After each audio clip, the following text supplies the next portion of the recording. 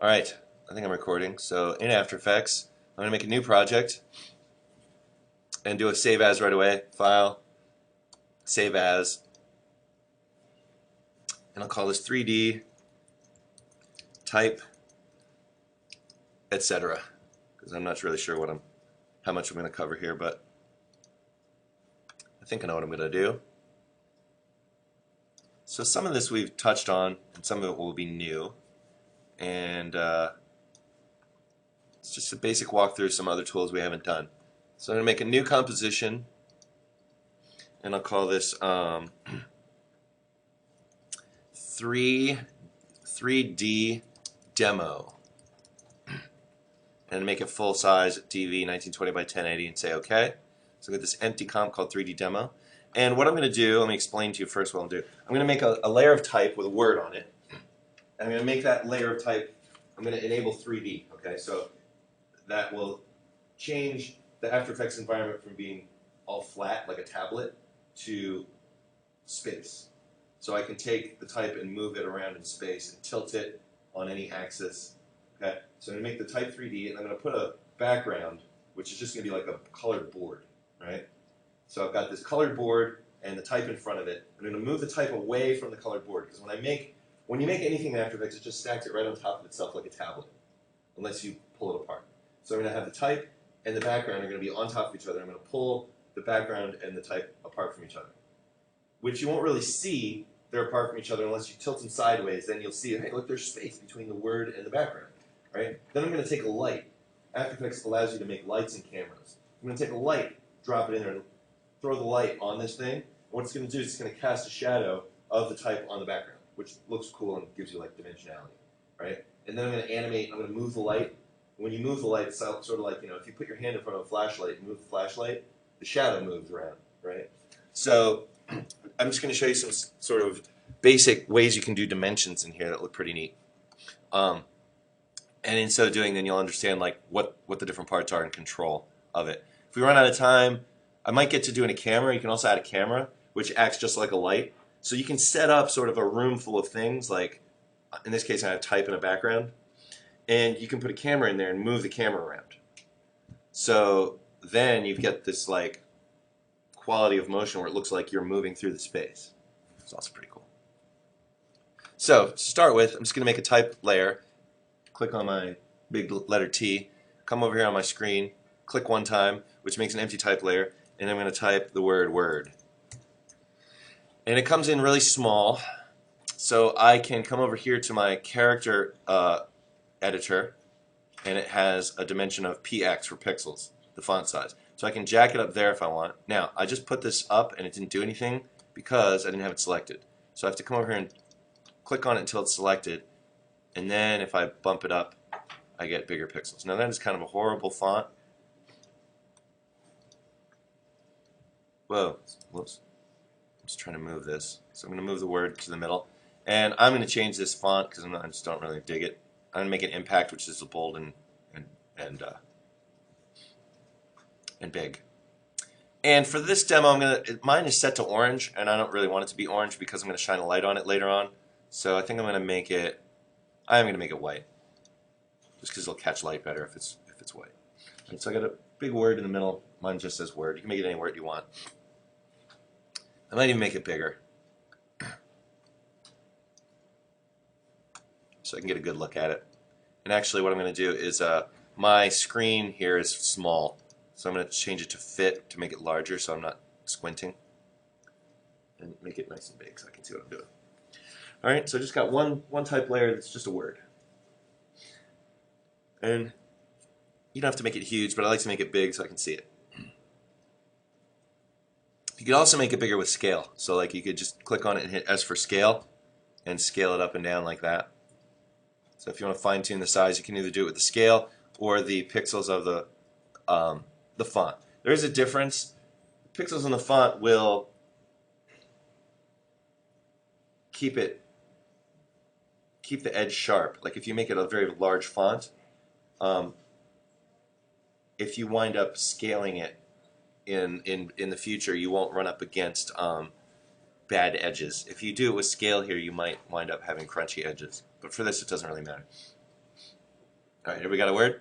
All right, the next thing I'm going to do is I'm going to put a background behind it. So I'm going to go Layer, New, Solid, which is something I use a lot, just making solids. And I've already got an old color in here. I'm going to lighten it a little bit. So I'm going to make it a color that's not too dark because I'm going to have a shadow falling on it. So if it's a very, very dark color, it might be hard to see a shadow. So I'm making it a lightish color. I make it light blue. It's okay. And what it does is it always puts the solid on top, which is hiding my word. So I just got to drag it down behind the word. So now I've got the word, and a background.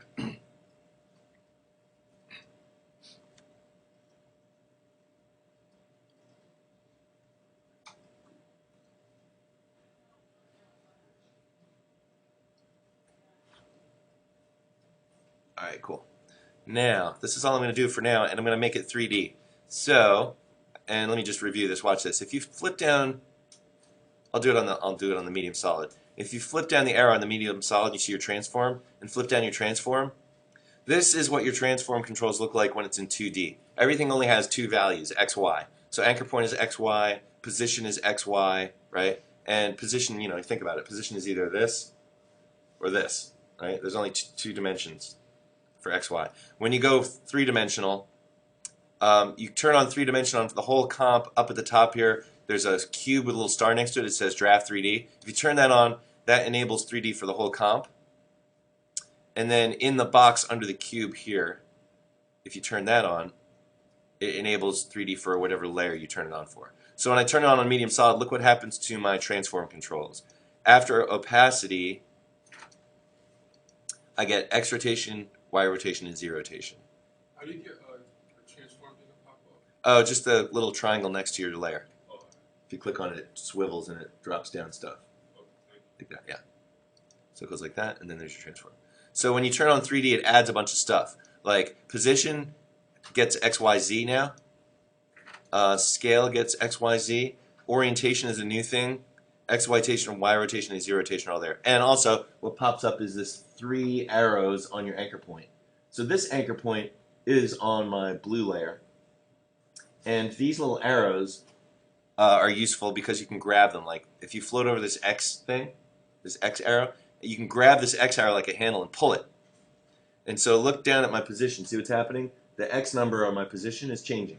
So I'm just moving this solid on the X axis. The X axis is that red arrow. So if I pull it along this, I'm changing the X value, right? Up here, if I grab the Y, same thing. I'm pulling it along the Y value. Look at my position numbers right there. The Y is changing, right? So I can change the X, Y, and also the Z. Now the Z is pointing right at me. It's an arrow, but it's like this. It's pointing right at me. So I can grab it here, and it's weird to pull it. Like it doesn't. That's actually pulling it. So that's making it go away from me in space, and this is making it come towards me in space, right? And you can see this better if, see where it says one view? If you change this to 4 views, you get sort of this video game console, which I actually quite like. And same thing, active camera, this is sort of like your front-on view. This is your right view, this is your top view, and this is your front view, which I don't really get in After Effects how front view is different than active camera. So I just kind of ignore it. Active camera can be different if you add a camera, which we haven't done yet. But check this out. Like if I select Word, the Word I didn't make 3D yet. So look at this. Word looks the same in all 4 views because it's not 3D. So it's kind of a metaphysical weird thing in After Effects. Like it doesn't make any sense at all, right? It's like extra dimensional. But if I make the Word 3D, if I turn this on, then you can see, look, Word on the right view, Word is now in front of the background because I took the Y value, the Z value of the background, right? So this, I always joke that this is kind of like a video game, but this is like your map view in a video game. Like when you're in a video game and you're like first-person view, and you can kind of, you're like looking through the eyes of like whatever you are. Then there's like the map view where you can see like the aerial view, right? Where you can see where you are in the landscape. This is like, I can't operate in 3D without this. I mean, I can, but there comes a point where I'm like, I need to see this from the side view so I can see how far apart things are. Because you can't, like lots of times looking straight on, if you move the background back, you can't tell how far back it is. You know, you can just tell that it's back. So if you turn it sideways, you can be like, oh look, this is super close. So like I can take the background and just grab the z-axis and push the background back. I can take the word, grab the z-axis and pull it forward, right? If you kind of overlap them, like if I take the background here and tilt it, like watch this, if I take Y rotation on the background, right, it's going to go, so look at the top view, see what it's doing, it's turning on the anchor point. And what will happen is, watch what happens when the background crashes into the word. It will kind of wipe it, see that? Because basically what's happening here, if you look at this, I've got the background intersecting the plane of the word, and so, you know, it's like if this were liquid, if this were paint, if it were like a flat layer of wet paint and the word was just floating there and you turned it, the paint would be like, you know, it's sort of like, or imagine it on a different axis if it's like it's dipping into the water. Like the word is just going like in the water. So you don't see it. It's going through and out the other side, right? So this is how these things work. What I want to do is just put some space between your word and your background, right? So I'm going to leave my background taking up the screen. I'm going to take my word, grab my Z value, and just pull it away from the background. Right? And you can't really tell that there's no shadow or anything. So when you look at it front on, it's like a white word and a blue background, and there's no telling. But if you look at it from the side, you can see there's space. Okay? So the way that you get side view is to change this to 4 views. You can also, when you click on these frames, see how they get little blue corners? Like this, it says right, this active camera. You can change these. Like if you click on right and you want to make it top, just select it with these 4 corners and come over here where it says right, and you could change this to left, and it would change it to left.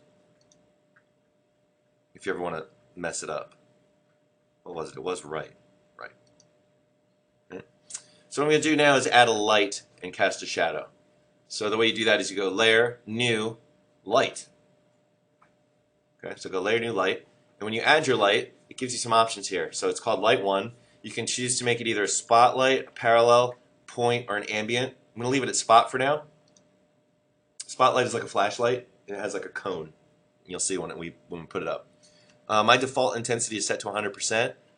That's good. If yours isn't at 100%, I'd jack it up to 100%. Cone angle 90, I'm just going to leave it like that for now and see what it looks like. I'm going to leave everything the way it is now just to see what it looks like, and if I don't like it, I know that I can come back in here and change it, just like anything else. One thing I'm going to change is where it says Cast Shadows right there. Click on Cast Shadows, enable that. Right? Because we do want it to cast shadows. That's part of the deal. And then I'm going to leave shadow diffusion and shadow darkness as they are, knowing I can change them later. So when I say OK, what it does is it drops this thing in called Light 1. And if I'm looking at it in 4 views, I can see like where it's at. Now, if I forgot to hit Cast Shadows, right? If I said OK before hitting Cast Shadows, I can go up here and say Layer and say, look, it says Light Settings. So I can open up my light settings, and if I didn't do Cast Shadows, I can do it. It's just like a comp or like a solid. You can just go back in and change it. Say OK. All right, so now I've got this light here, and it says Cast Shadows, but I'm not seeing any shadows. So let's see what's up here. I can take this light and move it around by grabbing its X, Y, and Z things, arrows. So I'm looking at this in top and right view, and it looks like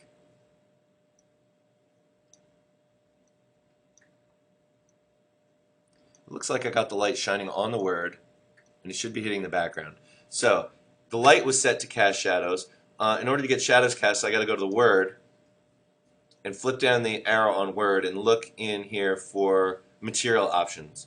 So down at the bottom of word, there's something called material options. Open that, and there is something that says cast shadows, and it's set to off. So if I turn that on, I still don't have any shadows. Which is like, why do I not have shadows? But I got Cast Shadows is on the word. So now I got to go to background and look at background. Open up background, look at material options, and look at Accept Shadows is on. Cast Shadows is off. I'm going to turn that on. So why is there not Cast Shadows? And just from experience, I remember what it is this Draft 3D thing that I turned on earlier, the cube with the little star. Turn that off. And if you got your light set up right, you should suddenly, bing, have shadows. I'm not getting the